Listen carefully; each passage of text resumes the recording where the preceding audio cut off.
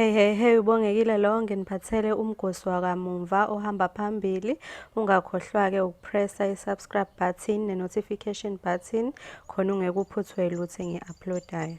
Kubika ukuthi kuphelile ngomlingisi obezakhele igama emidlalweni owuchungechunge uZalo otshengiswa e-SABC 1 phakathi nezinsuku.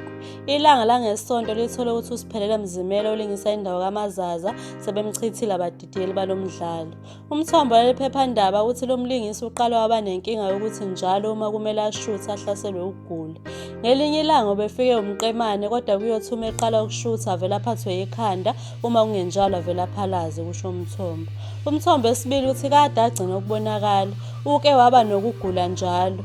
Bekuye kuhlehliswa ukushutha ngenxa yokugula kwakhe. Kuthe uma kuhamba isikhathi kwathi udokotela omnika amasonto amabili okuphumula kwaba ukunyamalala kwakhe. Umthombo uthi kube sekwethulwa enye intombazane ezolingisa indawo kaMazaza nokuvele kwacacela noma ngubani ukuthi izinyawo sezigcwele udaka kuSiphelele.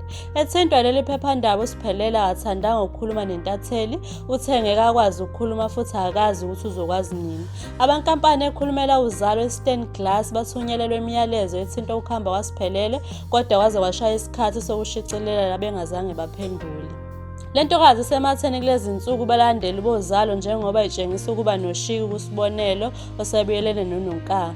Ngaphandle kokugqama kuZalo, uSiphelele uzakhele udumo nasemidlalweni usakaza uMzansi Magic Isibaya lapho elingisa khona indawo yokuba intokazi yasemakhaya uKentucky.